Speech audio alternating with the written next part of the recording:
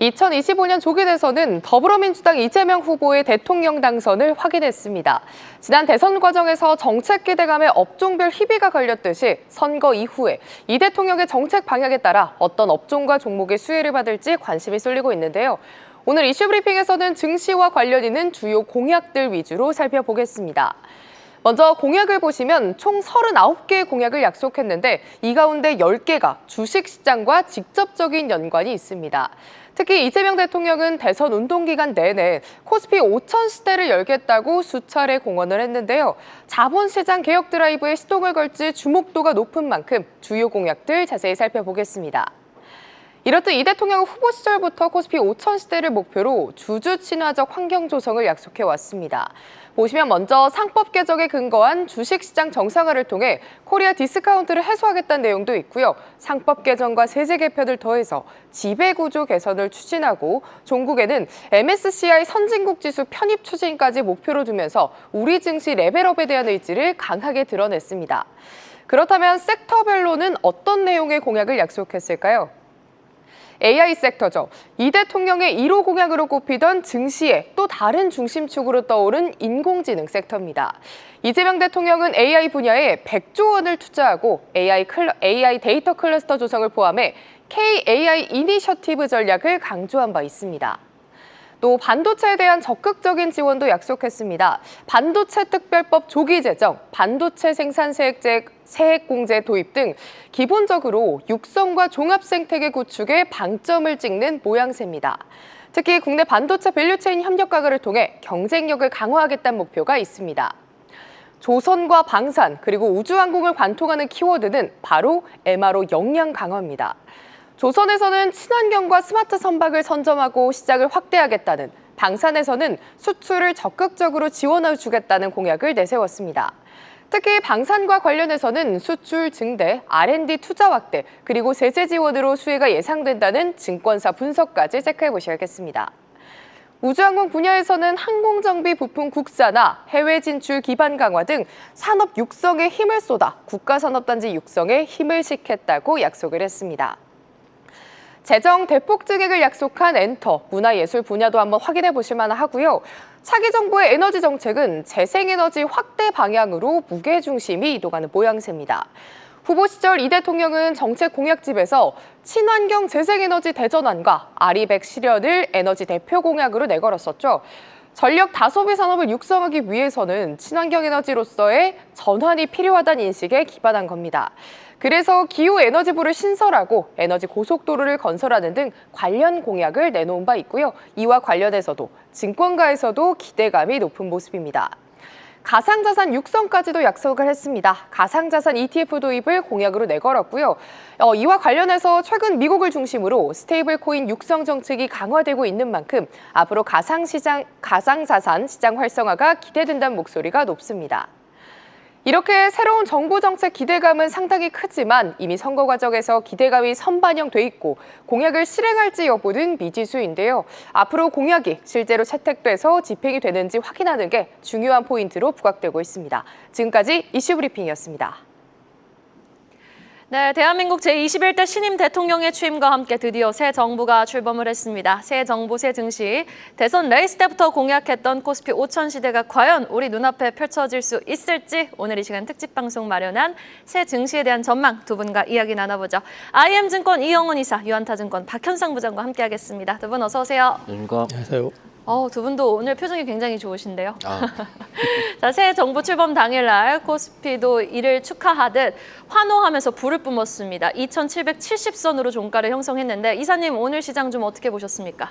우리가 그러니까 선거 때문에 쉬는 날이 있었지만은 이제 미증시가 움직였었기 때문에 미증시 상황을 보면 미증시 쪽에서 이제 항상 경계감을 줬었던 미국 국채 10년물이라든지 엔달러 환율의 문제라든지 아니면은 엔화 국채 20년물의 동향 자체도 비교적 안정적인 흐름이었었던 데다가 엔비디아 관련해가지고 주가 노이즈가 어느 정도 해소가 되면서 오히려 신고가를 얘기하는 리포트들이 계속 나오고 있잖아요. 그래서 전체적으로 분위기 나쁘지 않을 것 같다라는 생각을 했었고 여기에 더해가지고 이제 이번에 이재명 대통령이 당선이 되면서 이 정책에 대한 기대감 이런 것들이 같이 맞물리다 보니까 또 하필 맞물리는 과정에서 반도체 같은 경우는 이제 반도체 특별지원법 이슈가 같이 맞물렸고 또 여기에 더해서 AI 이제 활성화에 대한 이슈, 육성에 대한 이슈들이 맞물린 데다가 또 그린에너지 섹터라든지 배터리 쪽 같은 경우는 미국의 BBB법이 상원에서 막힐 가능성 또는 수정될 가능성이 있는 데다가 이번에 이재명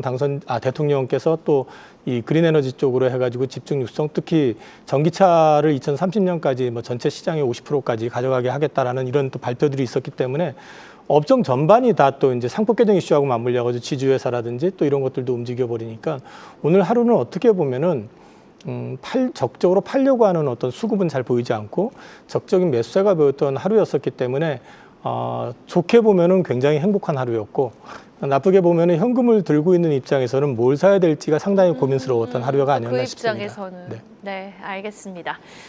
자, 특히 우리 신고가 매매를 강조하고 계시는 박현상 부장님께는 KB금융이 지난주부터 시총 5위 자리로 등극을 했지만 오늘 다시 한번 금융주의 랠리가 펼쳐져서 금융주에 대한 이야기 안 해볼 수 없을 것 같아서 금융주 좀 여쭤볼게요. 증시 활성화 기대 지금 만연한 시장입니다. 금융주는 계속 제갈까요? 저는 긍정적일 가능성이 높다고 봅니다. 일단 주식이 지금 한번 스타트를 했어요. 이거는 금융주, 은행주, 건설 다 포함된 얘기입니다. 한번 주식이 방향을 잡으면은 빠질 때까지 명분이 필요합니다. 그런데 그 명분이 뭐냐면 아마도 상법 개정을 안 할 것 같다는 명분이 있어야지 브레이크가 걸리지 않겠습니까? 그렇죠. 근데 그럴 확률은 일단 오늘까지는 다소 적어 보이긴 합니다. 그렇게 된다면은 종목별로 키 맞추기가 될 가능성이 커요. 예를 들어서 그러니까는 지금 증권주 안에서도 지난주에 빠졌다가 오늘 강하게 올라온 종목도 있을 거고 혹은 쉬다가 오늘 처음 오른 종목이 있을 겁니다. 이런 거 어떻습니까? 종목을 계속 찾아가는 과정이지 않겠습니까? 찾아가는 과정은 계속될 것 같고요. 은행주도 오늘 지난주에 약간 분리과세 때문에 약간은 불협화음이 있었다고 월요일날 살짝 나왔다가 네. 오늘 다시 신고가를 냈는데 은행주 입장에서 긍정적이 보긴 봅니다. 그런데 은행주 입장에서는 이렇게 보죠. 작년에 시세를 많이 내긴 냈어요. 그러면은 올해 화두가 아마도 지금 현 대통령이 주식을 5,000포인트라는 캐치프레이즈가 맞다면은 어느 업황이 제일 화랑일 것 같으세요? 증권주입니다. 증권이죠. 예, 그러면은 일단은 은행이 안 좋다, 증권이 더 좋다 이런 의미가 아닌데 네. 다소 만약에 여러분들께 선택의 영역이 있다면은 증권주가 눌릴 때가 좀 맞을 것 같고요. 그리고 증권주 입장에서도 하반기 STO 모멘텀 이런 것들 있지 않습니까? 예를 들어서 무슨 그림이 갑자기 상장이 된다거나 이런 식으로 새로운 시장이 또 증권주 안에서 또 나올 수밖에 없거든요. 그리고 과거의 특성상 증권주는 올라갈 때 많이 오릅니다. 한 10년 됐죠. 아마 기억을 하실 겁니다. 우리 방송을 보시는 나이가 좀 있으신 선배님들은 증권주 불 뿜으면 무섭다 아마 아실 겁니다. 지금 시작이 됐기 때문에 지금 다소 오른 건 부담이 있지만은 일단은 빠질 만한 명분은 아직 안 보인다. 일단 이렇게 말씀드립니다. 증권주 안에서 탑픽은요? 일단 큰 거 해야죠. 큰 종목으로. 네, 그래. 네. 잠시 후에 더 구체적으로 여쭤볼게요. 지주사도 여쭤보고 싶은데 네. 오늘 솔브랜 홀딩스, 오리온 홀딩스까지 함께 키 맞추기식 반등이 나왔던 하루였는데 지주사도 좀 긍정적으로 보고 계십니까? 증권주랑 똑같습니다. 확산되고 있는 중이고요. 오늘 제가 하루 종일 뭘 했냐면은 지주사들 PBR 봤습니다. PBR 봤는데 1배 넘는 거 거의 없더라고요. 아직도요? 아직도. 현대건설 그렇게 올랐는데 0.8입니다, 지금. 그러면은 뭔가 이제 지주사를 팔아야 된다, 한다 이런 거 할 때는 1배는 넘어야지 좀 판다라든지 혹은 위아래에서 롱숏이 들어갈 수도 있어요. 그러니까는 PBR이 낮은 지주사를 매수하고 높은 지주사를 매도하고 이런 식의 플레이가 아마도 곧 형성된 가능성이 큽니다. 그렇기 때문에 이게 더 간다라기보다는 더 간다 안 간다 이렇게 얘기 드리기 어렵잖아요. 그것보다는 일단은 PBR 1배 이하들이 아직도 많고 그리고 추후에 상법 개정 일정이라든지 이런 게 구체화가 되겠죠. 아마도 구체화돼서 일정이 나올수록 좀 더 타이트하게 움직일 가능성이 크다 이렇게 말씀드립니다. 증권주와 지주사 관련 종목들의 상승 연속성을 또 예상해 주셨습니다. 자, AI 산업 기대감은 더 커질 전망입니다. 지금 우리 이재명 대통령이 1번 공약으로 내세운 AI 기반, 첨단 산업 기반 경제 강국을 약속하지도 않았습니까? 이에 따라서 오늘 AI 관련 종목들, 반도체 관련주들 함께 환호해 줬는데 AI 산업 트렌드를 좀 들여다봐야 될 것 같아요. 트렌드를 잡고 또 투자의 맥을 잡아볼 수 있으니까 어떻게 좀 파악하고 계십니까, 이사님? AI 관련해 가지고는 작년까지는 소프트웨어보다는 하드웨어 쪽이 강했었는데 올해 들어와 가지고 달라진 거는 이미 그 AI 쪽의 대표주라고 하는 팔란티어 같은 경우는 이미 신고가를 내고 있는 상황이잖아요. 네. 사실 미국 증시로 놓고 보면은 하드웨어 쪽보다는 소프트웨어의 어떤 주가 흐름이 굉장히 강합니다. 그리고 또 최근에 보면 구글이 이제 새로운 소프트웨어를 내놓고 그러면서 그 여파로 또 다시 주가 상승을 보인다든지 이런 모습들이 강하게 보이는데 트렌드 자체는 미국은 확실히 이 하드웨어보다는 소프트웨어 쪽으로 좀 무게중심이 옮겨간 느낌을 갖게 하는데 문제는 우리는 지금 하드웨어조차도 제대로 투자가 안 돼 있는 상황이거든요. 그래서 실제로 AI 소프트웨어 기업 하면은 이름을 딱 대면은 사실은 되게 좀 낯설은 기업들이 대부분입니다. 그런데 이제 좀 그나마 좀 알려져 있는 기업이라고 할 수 있는 거는 결국 네이버 카카오인데 그쪽은 또 이제 노이즈가 좀 껴있는 상태잖아요. 그래서 실제 우리나라 같은 경우는 사실 AI 관련해 가지고는 국내는 적어도 아직까지는 테마주 형태로밖에 안 움직였다라고 밖에 말씀 못 드릴 것 같아요. 그리고 오늘 같은 경우는 이제 그나마 좀 의미가 있는 거는 어찌됐든 간에 하이닉스가 굉장히 강하게 상승을 했고, 그 다음에 이제 반도체 소부장 쪽에서 이제 반등이 같이 올라오는데 일부 이제 좀 독과점적인 또는 이제 가격의 어떤 지배력을 어느 정도 영향력을 행사할 수 있는 그 부품이라든지 아니면 장비 회사들이 좀 생각보다는 강하게 올라온 측면들이 있거든요. 그래서 우리 같은 경우는 소프트웨어를 보긴 봐야 되는데 사실 그건 투자에 있어서의 살짝 딜레마는 좀 있는 상황인 것 같고요. 그걸 테마주로 하신다고 그러면야 뭐 많이 알려져 있는 그 LNM 관련돼 있는 회사들, 마음 AI라든지 뭐 이런 솔트룩스라든지 뭐 이런 회사들도 있기는 하지만 그거는 사실 이제 투자 여부는 각자가 판단하셔야 될 부분인 것 같고 제대로 된 AI의 어떤 모습이 출현을 하려고 그러면 결국 큰 기업에서 뭔가 나와줘야 된다라는 걸 그렇죠. 붙고 봤을 때는 그쪽보다는 오히려 이제 지금 이재명 대통령 체제 하에서 지금 AI 쪽 집중 투자를 약속을 한 상태고 우리는 하드웨어 쪽이 투자가 덜 돼 있기 때문에 우리는 좀 미국하고 다르게 움직일 가능성도 있다고 봅니다. 맞아요. 이렇게 AI 내러티브가 형성되어 있음에도 불구하고 우리 시장에서 움직일 수 있는 기업들이 좀 한계가 있다는 게 오늘 시장에서 확인이 됐잖아요. 자, 그래도 우리 시장 대한민국이 다시 뛰려면 AI에 집중할 수밖에 없고 돈도 이제 그쪽으로 쏠릴 텐데 전반적으로 거시적으로 봤을 때 자체 AI 모델 개발 착수에 따라서 우리가 주목해 볼 만한 기업이 있다면요? 그게 진짜 딜레마인데요. 어렵죠. 사실 되게 어렵습니다. 지금 이제 알려져 있는 회사는 네이버가 자체적으로 AI 구축하겠다고 얘기하고 있고 또 실제로 구축을 했는데 문제는 거기에 따른 이제 성과, 효과 같은 게 아직 가시적으로 보이질 않고 있다는 점이 문제고요. 카카오 같은 경우는 이제 오픈 AI하고 협업을 통해 가지고 AI만 구축하고 서비스를 하겠다고 하지만 그거 역시도 아직까지는 좀 제대로 보여주는 게 없는 상황이죠. 윤곽이 아직은. 그리고 이제 LG는 엑사원이라고 하는 AI를 이제 만들었고 그동안 나온 뉴스는 그런대로 괜찮다라고 얘기를 하지만 그것도 아직은 제대로 된 검증이 아직 안 돼 있는 상태거든요. 그래서 이쪽과 관련해 가지고는 결국은 우리나라는 좀 큰 회사들의 어떤 동향을 볼 수밖에 없다. 작은 회사들 가지고 움직이는 거는 사실 주가로 움직일 수 있지만은 결국은 그만큼의 밸류를 따라갈 수 있느냐의 문제는 또 별개 문제이기 때문에 그리고 대부분의 회사들이 흑자 회사가 아니에요, 사실은요.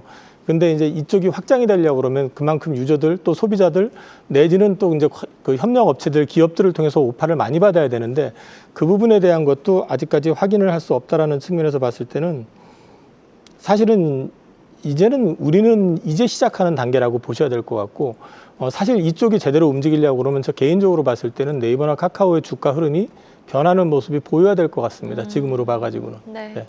알겠습니다. 네이버 카카오가 언제 좀 다시금 반등의 기지개를 제대로 켜는지 지켜보면서 한번 AI의 구체적인 뉴스는 우리가 업데이트해 볼 필요가 있어 보입니다. 자, 그렇다면 에너지원에도 한번 집중을 해볼까요? 이재명 대통령 공약집에서 주목됐던 부분이 바로 신재생 에너지 발전입니다. 오늘 태양광 에너지 관련 종목들 강세를 보였고요. 원전도 함께 움직였습니다. 지금 넥스트레드 애프터마켓에서는 여전히 두산 에너빌리티가 거래대금 1위 종목으로 올라와 있는 상황인데 관련해서 원전, 태양광 같이 다 잘 갈까요? 잘 가능성이 크다고 보는데 사실 최근에 태양광 움직이는 거 특히 오늘 보시면은 미국에서 태양광 살짝 좋았기 때문에 움직인 거죠. 그 전까지는 안 움직였습니다. 맞아요. 미국에서 일단 법원 관련된 문제가 있었기 때문에 일단 그 전에 올랐었던 거는 실적 플러스 미국 모멘텀이었고 일단 태양광 같은 경우는 원전은 계속 가고 있습니다. 어제 오늘 사이에 나타났던 뉴스 보시면은 대만에서 원전 그쵸 안 한다고 지금 전력 부족하다고 하고 있고 한 나라별로 계속 국가적으로도 원전을 채용하는 분위기가 조금씩 바뀌는 건 맞습니다. 사실 이것이 우리나라 원전 업체들한테는 크게 도움은 되지 않을지만 그렇더라도 원전 내러티브를 형성하기에는 충분히 좋은 거리는 맞긴 맞습니다. 항상 제가 이렇게 좀 써놨는데 국내 주식의 특성상 여름까지 유효라고 좀 썼어요. 이게 무슨 얘기냐면 우리가 생각을 했었던 주도주들이 있지 않습니까? 거의 여름까지는 가요. 지금 원전 들고 있으신 분들부터 시작을 해가지고 많이 물어보실 겁니다. 저 어디가 끝인지. 끝이 없이 가고 있으니까는요. 그런데 경험적으로 여름까지는 갔었습니다. 근데 중간에 산업을 뒤엎을 만한 트리거가 나오면 또 할 말은 또 달라지겠죠. 그렇지만 일단 현재까지 전력 부족하고 AI 계속 확산되고 있고 엔비디아 신고가 가려고 하고 팔란티아 여전히 신고가고 일단 글로벌 분위기는 형성되어 있는데 그 안에서 원전이 선택하는 거 막상 밸류에이션 열어보면 비쌉니다. 그건 누가 뭐 부정하실 수 없을 겁니다. 그런데 주도주가 형성돼서 갈 때는 비싼 거를 밟고 갑니다. 근데 일반적으로 그 주도주가 체인지되는 시기는 3분기 직전 혹은 2분기 실적 발표하고 전후에 되기 때문에 지금 입장에서는 조금은 더 갈만하다. 하지만 이것이 신규 매수자 입장에서 봤을 때 좀 하이바이를 할 수 있는 영역에 해당하느냐 했을 때는 저는 그럴 만한 용기는 없긴 없거든요. 그러면은 관련 섹터를 조금 더 유의 깊게 스터디를 하신 다음에 좀 더 룸이 보이시면 매매해도 될 섹터라고 말씀드리고 있습니다. 네, 알겠습니다. 확실히 에너지가 시장에서 쏠리면은 비싼 것도 밟고 가는 것이 시장이다라는 또 명언을 알려주시면서 원전주의 추가 상승 여름까지 가능하다라고 말씀해 주셨습니다. 자, 이번엔 건설주로 한번 포커스를 맞춰볼까요? 이재명 대통령은 대규모 인프라 투자도 함께 예고한 상황입니다. 부동산 활성화도 지금 함께 약속한 상황 속에서 건설 경기 좀 이제 나아질 수 있을까요, 이사님? 건설 경기 자체는 일단 그 승자 독식의 어떤 패턴이 될 가능성이 있다는 측면에서 봤을 때, 심해지겠다. 네, 이제 살아남은 기업들 중심으로 해가지고 재편될 가능성이 있고, 그다음에 또 한 가지는 지금 그 신도시 관련해가지고 제일 먼저 개발이 됐던 도시들이 노후화돼 있잖아요. 네. 지금 이재명 대통령께서 지난번 후보 시절에 공약으로 내세웠던 것 중에 하나가 이제 신도시 관련된 정비얘기, 네. 그다음에 GTX 관련된 거를 강원도까지 확장하겠다. 이런 쪽으로 얘기를 해서 이제 건설에 대한 기대감이 어느 정도는 형성이 돼 있다고 보는데, 개인적으로 봤을 때는 대한민국 건설 업체들이 그 아파트라든지 이런 그 인프라 뭐 고속도로 건설 이런 걸 통해 가지고 큰 돈을 버는 시대는 지났다고 봅니다. 결국 돈을 벌기 위해서는 해외 쪽에서 수주를 통해서 해외 모멘텀이 나오든가 아니면은 오히려 지금은 이제 인프라라고 하더라도 소위 말해서 AI 인프라 구축과 관련돼 있는 쪽, 중국 역시 마찬가지로 지금 인프라 시설 투자라고 하는 게 거의 고속도로 깔고 하는 쪽이 아니라 대부분 다 AI와 관련돼 있는 것들이거든요. 그래서 그런 쪽으로 관련해가지고 놓고 본다고 그러면은 결국 가가지고는 그 경험이 있는 대형사 위주로 움직일 가능성이 높다고 보시는 게 맞을 것 같고요. 오늘 같은 경우도 이제 보면은 많이 움직였던 게 현대건설 같은 경우 마이너스 나오다가 플러스 뭐 2,000원, 3,000원 이렇게 올라갔잖아요. 그리고 삼성물산 같은 주식도 마찬가지고, 그 외에 또 DL-ENC 같은 회사, 근데 세 회사의 공통점이 뭐냐면, 이 소위 말해가지고 그 에너지와 관련해서 인프라 투자 쪽으로 해가지고 엮어볼 수 있는 종목. 엮여져 있는 회사들이라는 거죠. 그래서 조금은 그 건설사 내에서도 그런 차별화가 좀 이루어질 가능성이 있다. 그래서 건설사를 투자하신다 하더라도 단순히 그냥 아파트 건설 이런 쪽으로 보시지 마시고 연관이 돼 있는 쪽을 같이 보시는 게 좋지 않을까 싶습니다. 네, 알겠습니다. 말씀 주신 것처럼 뭐 인프라 관련해서도 지금 전력하고도 엮어볼 수 있는 건설주들의 오늘 강한 아웃퍼폼을 보여줬는데, 자, 그렇다면 증권주에 에너지가 붙은 것처럼 건설주에도 에너지가 붙었다고 보십니까, 박현상 부장님? 일단 증권만큼은 다는 붙진 않았고 아직 그래요? 좀 더 확산이 필요할 것 같고요. 지금 안 움직이는데 아이디어 차원으로 한번 말씀드릴게요. 오, 네. 몇 년 전에 새로운 정부가 탄생하고 항상 몇 달, 한두 달 있다가 지방균형 발전이라든지 이런 하두는 항상 있겠죠. 그럴 때 움직였었던 게 지방건설사입니다. 저희 지방건설사들 아마 매매 안 하실걸요. 안 쳐다본 지 한 5년 됐었을 겁니다. 그런데 제가 오늘 PBR만 다 눌러봤다 말씀드렸는데 지방건설사들 0.2배짜리 수두룩 하더라고요. 오, 그래요? 예, 그러면은 여러분들께서 지금 매매하실 필요는 없는데 어떻게 저희 방송을 보시는 이유가 새로운 아이디어라든지 이런 걸 얻겠다는 논리가 맞다면은 요 한번 고민하실 필요도 있어 보일 것 같아요. 지금 지방건설사들의 과거에 우리 또 말씀드린 선배님들 주식하셨던 분들 기억을 해보시면 또 재밌습니다. 지방건설 한번 움직이면은요. 그런데 한 번 정도는 시장이 계속 가다가 지금 언제까지 현대건설만 가겠어요? 다시 쉬고 다른 종목들이 또 다시 활성화되는 그런 시장이 있을 겁니다. 왜냐하면 네. 주식은 항상 키 맞추기를 하면서 가요. 싼 것들은 발현을 하거든요. 상법 개정의 취지는 싼 겁니다. 싼 거. 저평가를 발굴하는 거기 때문에 이 안에서도 한 번씩 이런 아이디어를 한번 여러분 지금부터 스터디해보면 어떨까 말씀드리고 있습니다. 네, 알겠습니다. 그 해당 섹터 안에서도 아직 덜 오른 저 PBR 관련 종목 지방건설사를 지금 시점에서 한번 주목해보자라고 말씀해 주셨고요. 자, 그리고 오늘 이재명 대통령의 취임사를 들어보니 추경 2차 편성이 조금 시기가 앞당겨질 수도 있겠다라는 기대가 또 만연해진 상황입니다. 내수부양책 내놓으면 우리는 어떤 섹터를 바라보면 좋을까요? 이영훈 이사님. 우선 저기 내수부양 관련해가지고 오늘 근데 주가가 많이 뭐 상한가 들어갔던 것 같은데 그 소위 말해서 그 지역화폐 관련된 이슈들 맞아요. 네. 그게 지난 코로나 때 대비해서 지금 민주당에서 처음에 책정했던 게 한 13배 정도 늘어나 있거든요. 그래서 그런 쪽과 관련되어 있는 주식은 오늘 뭐 바로 상한가 들어가서 말씀드리기가 좀 그렇긴 한데 어쨌든 이제 아무래도 소비 활성화를 좀 유도해가면서 소상공인들을 좀 숨통이 좀 트이게끔 할 수 있는 그런 정책을 할 가능성이 있다라는 측면에서 그런 쪽과 관련되어 있는 부분 관심에서 가져보셔도 괜찮을 것 같고, 그다음에 결국 가가지고 미국도 마찬가지지만 우리나라 역시 마찬가지로 전력과 관련해가지고 설비 투자 이슈와 있는 거라든지 또는 아리백 관련해가지고 어쨌든 그린에너지 섹터에 대한 투자 의지를 좀 보여준 상황이라고 한다면은 그쪽과 관련되어 있는 섹터 역시 관심을 가져보셔도 괜찮을 것 같습니다.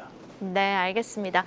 자, 이 외에 또 새 정부 정책 수혜 기대감이 있는 업종도 우리가 선별해 보면서 정리해 볼 필요가 있어 보이는데 박현상 부장님, 네. 우리가 다뤄보지 않았던 섹터 중에 지금 좀 주목하고 계시는 아침에 그 얘기하실 때 들어봤는데 네네. 컨텐츠 얘기하시더라고요. 맞아요. 예, 문화강국도 네, 강조하셨잖아요. 맞아요. 컨텐츠 대표되는 게 엔터입니다.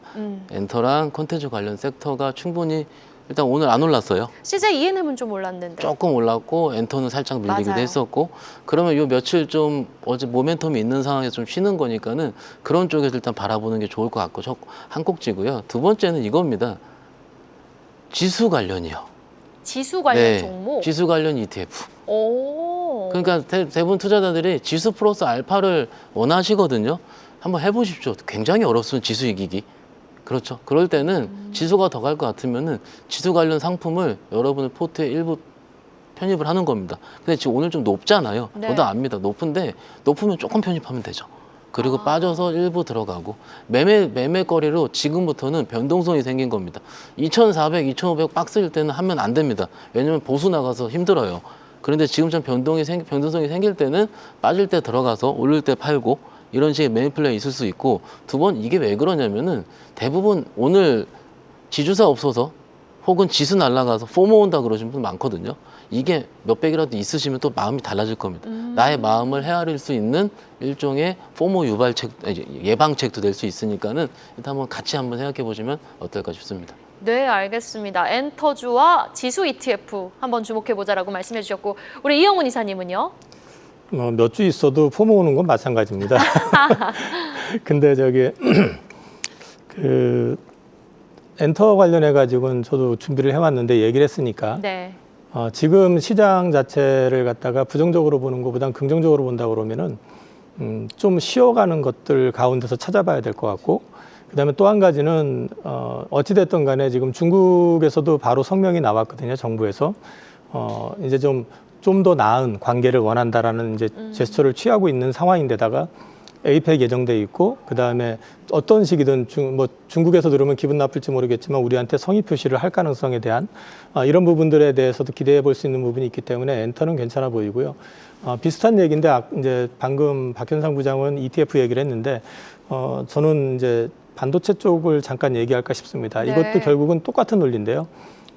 지금 수급이 빈집입니다. 오늘 보니까 이제 삼성전자 200만 줄 사들어 왔는데 제대로 된 역할을 좀 못하고 있긴 하지만, 그래서 하이닉스 같은 경우는 주가가 이제 굉장히 퀀텀 점프하듯이 올라가고 있는 그림에 비해서 삼성은 못 움직이고 있지만은 결국 한국물을 사게 될 때는 원화가 약세가 아니라 어찌됐든 간에 완만한 강세 기조를 보여준다고 할 경우에는 결국 지수를 들어오게 될 가능성이 높게 되고, 그럴 경우에는 어쩔 수 없이 사야 되는 거는 우리나라 시가총액 1위 회사인 삼성전자가 될 가능성도 있다.